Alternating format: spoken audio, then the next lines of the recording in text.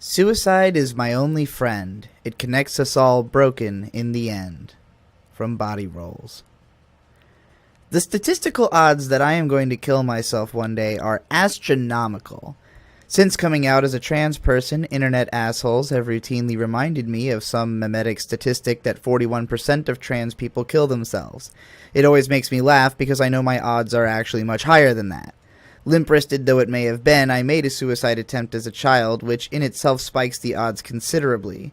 When my dad tried to take out life insurance on everyone in the family around 10 years ago, they wouldn't let him take a policy out on me just because of the fact that I had made an attempt at any point, and that was on record with the psychologist who I had seen for general depression and anxiety when I was 20.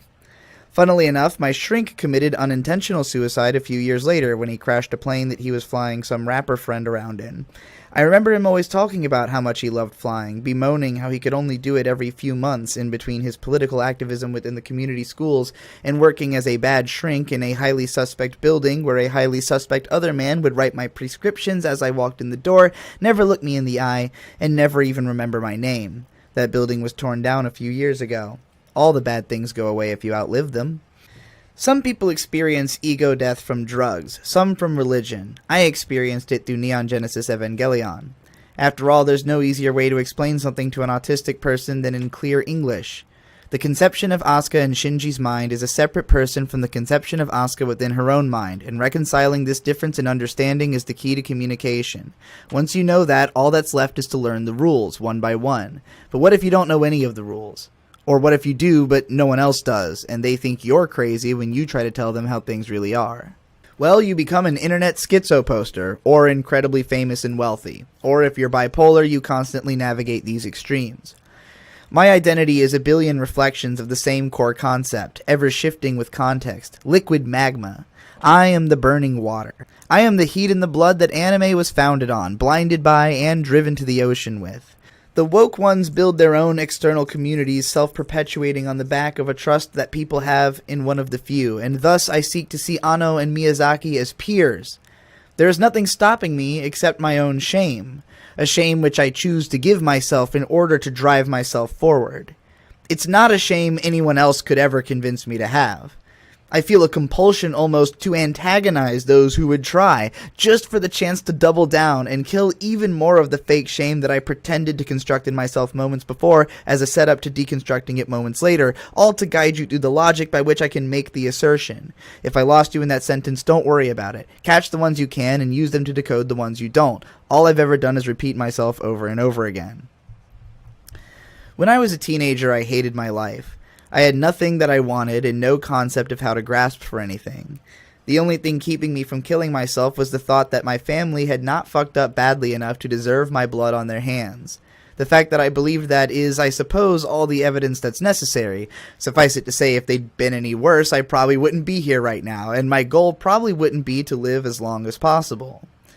I was 16 when I decided that if living an unhappy life was going to lead me to suicide, then the only two options which made any sense were either to kill myself or to become the person that I wanted to be.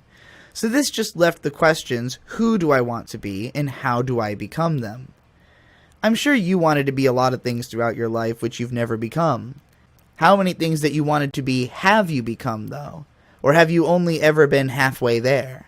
That's fine. Anywhere past the starting line is ahead of the pack. Just keep moving. You will get there, or you will die. Those are the only possibilities. If you stop moving, there are no possibilities. You will stand there until you die.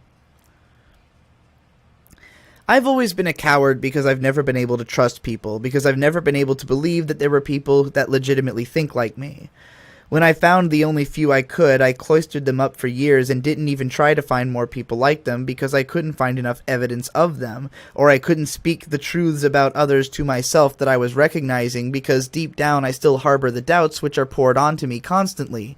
Doubts from myself, my family, my friends, my fans, and my ops, be they out of sincere concern or legitimately righteous anger at my mistakes. The doubts have never once moved me forward. They have only ever held me back. The only way forward has ever been forward, and the people I've been willing to take with me have always been the ones who are willing to continue walking beside me. I don't care if you have literally nothing more to offer than messages of support or money. If you keep doing it, you're always cool in my book, because it means that you still see where I'm going and still want to go there with me, even if some of the wounds that you receive along the way come from me directly. And I, with my harsh dearth of trust, will bite back at a little nip, because I don't want to be fooled again. When I was young, I was small, frail, and feminine, and my mom thought those things were cool about me, so I thought those things were cool about me. I like that people can't easily detect my presence, so I can move around spaces and study them from a distance without directly engaging. I like that I tend to know way more about someone than they expect when they start talking to me. I like that I can successfully psychoanalyze people just based on what parts of my content they like, and I like that people will literally pay me to do that. I've given away way too much of myself for free because I want to nurture the people who are like me. Every video I make should be someone's activation, and once you're activated, you need to realize that you're already part of the in-crowd. You already have the right to hang out and do drugs with me at anime conventions because you already know who I am, and if you really know who I am, then I know who you are because you are me. We've all experienced weird shit, and we're all trying to heal. We're all trying to find excuses to live, and for some people it's very easy. If you love someone so much that you'll work a 9-to-5 job just to ensure their safety and be completely satisfied in that, then I'm happy for you. And in fact, I need you to do that, because I need to be the you that you no longer feel you need to be in order to live. I only find power in the affirmation that my content is making people live, and that affirmation is given to me in the fact that I am given the ability to live by people whose existence is further contented by mine. There are only two kinds of people whom I have time to consider relevant to myself. This is just simply the result of having such a limited amount of time to actually exist on this earth and having blown through as much of it as I have already. Those groups are the people working with me and the people paying me, which in their own way are also the people working with me. If you're not working with me, then I don't have time to give a fuck about you, unless I can turn you into money. I don't expect people to want to work with me forever or all the time. I can be really fucking hard to work with because I am always realizing new things about who I want to be. As I unravel the tangled web of identity I ensconced myself in to create the person I thought I had to be to do what I wanted to do, I constantly kill myself and am reborn, seeking to boil down to a bedrock I'm not sure has ever been defined. I literally don't know what's on the other side of this transformation, or if it has another solid state to reach. I am only interested in being whoever I am at the moment that I am living in, and if that person in that moment is depressed, then I must be fucking everything up. There's no option for me but to be constantly the person I need to be, because I can't convince myself that life is at all worth living if I'm anyone other than that person. It's a matter of navigating guilt, deciding who I do or don't want to fuck over, because I don't know how many people I can trust to keep me going. Will there really be enough of them for me to go on forever? The answer is yes. I've learned that now because I've met many more of them. I'm sure not all of my relationships will last forever, but it's okay because there is always another node of myself, another person on course to be the same person that I'm going to be at the place that I arrive, and who will walk with me until their path diverges again. I want these partings to be as amicable as possible. I don't consider any bridges burned because I am an engine of forgiveness. I will do it tactically and with impunity. I will love and tolerate as a matter of course because I am whoever I love, and through them I continue existing. Let me love you. I don't need to exist. I've died many times and I will die many more before my physical form deteriorates. If one day my goal is no longer to live as long as possible, then so be it, but it is precisely that thinking which lets me chase that goal for now with such gusto, because what else is there really to live for? Nothing ever changes, it's just the same shit over and over again. If you get bored of it, you're probably just not doing enough of it. The funny thing about autistic people is that we're very easily entertained. We can unpack an idea forever on a quest to divine its purpose as literally as we can, and through obsessive-compulsive tendencies lose ourselves in the struggle to define the thing we think we see as perfectly as possible. But everyone has an impressionistic and a lexical side, the one that learns through observation, and the one that analyzes and compartmentalizes the information into whatever form it can.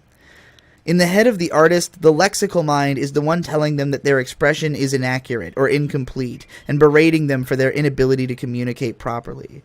To the impressionistic side, though, those concerns are completely immaterial, as the underlying theme and personal resonance is the real point of interest, and ultimately what will reach the audience. To me, it has always seemed completely ludicrous to consider something bad as a matter of course.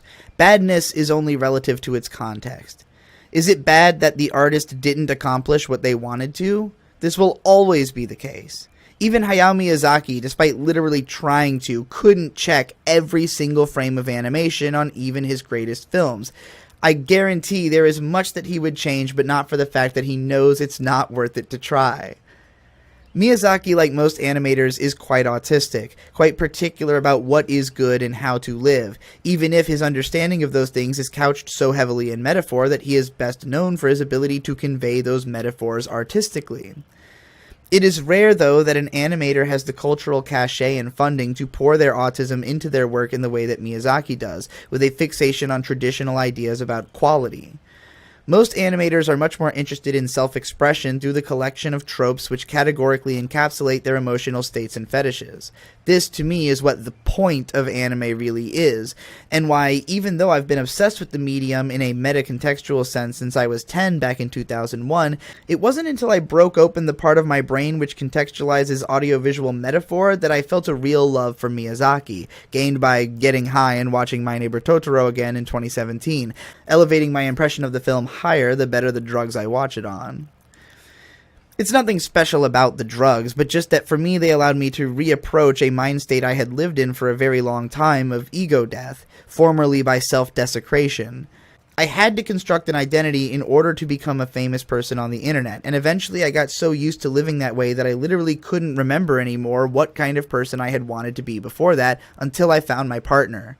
Through our mutual understanding and projection onto and through one another, we came face to face with our entire lifetime's worth of trauma to try and unpack and heal from, something we could best do by creating things together, all the time, and talking about our feelings constantly. There are two minds inside of me which harmonize to bring me into the flow state. An emotional creature to whom every two sentences sound exactly the same, and an autistic machine which can continually justify making new statements by proving the same thing can always be expressed in a slightly different way with slightly different effects. You can either listen to me repeat myself, or you can find your own way to prattle on. We can do it together, or we can do it while listening to one another. Or if you're content to just listen, you can let it all wash over you. Just drop something in the communion box before you go, please and thank you.